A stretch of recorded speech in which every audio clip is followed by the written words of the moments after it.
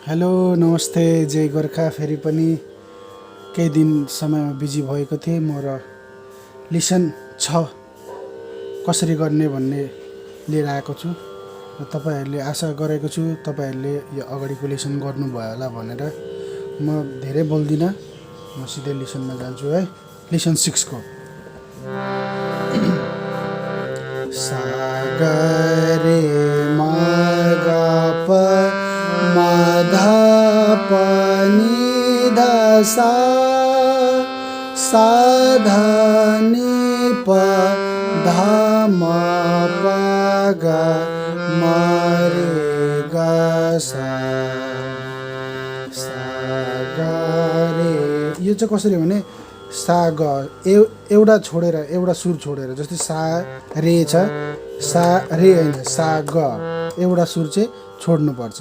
ठिक छ, जस्तै हुन्छ सा ग रे म ग प म ध प नि ध सा सा ध नि प ध म प ग म रे ग सा।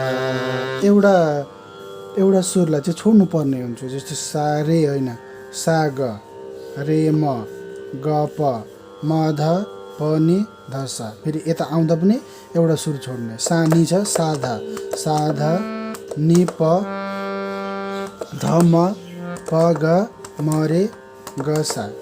यसरी प्र्याक्टिस गर्ने। एउटा सुरलाई चाहिँ छोड्नुपर्छ, एउटालाई छोडेर।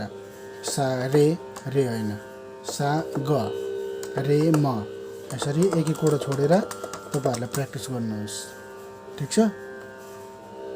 अनि आई होप तपाईँहरूले मिस्टर ठट्टल च्यानललाई सब्सक्राइब गरेर लाइक सेयर गरिदिनु भयो होला भन्ने आशा राखेको छु। र फेरि पनि अनलाइन क्लासमा जोडिनु भएको मेरो फेसबुक मित्रता सङ्गीत प्रेमीहरू, इन्स्टामा भएको सङ्गीत प्रेमीहरू र साथै युट्युबमा भएको सङ्गीत प्रेमीहरूलाई आशा राख्छु मेरो यो च्यानललाई, मेरो यो कलालाई, सङ्गीत कसरी सिक्ने भन्ने लेसनलाई लाइक सेयर गरेर कमेन्ट गरिदिनु हुन्छ होला भन्ने आशा राखेको छु।